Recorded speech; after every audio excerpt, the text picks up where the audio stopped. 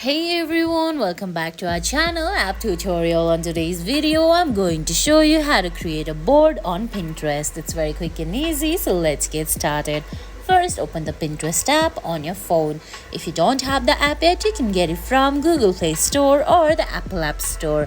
Once you do that, launch the app, give your sign-in details and sign in into your Pinterest account. Now on your screen, you can see options like Home, Search, Create, Inbox and Saved. You have to tap on Create, then a small menu will appear with Pin, Collage and Board. Select board. Under board, you can see they're gonna ask you for a board name or give you few suggestions.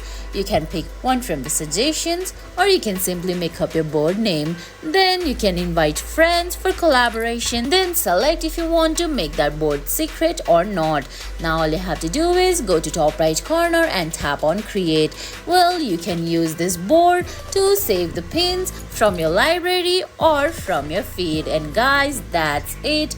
That's how you create a board on Pinterest. I hope you found this video helpful. If you did, please give it a thumbs up, leave a comment, subscribe to our channel and hit that bell icon. See you in the next video.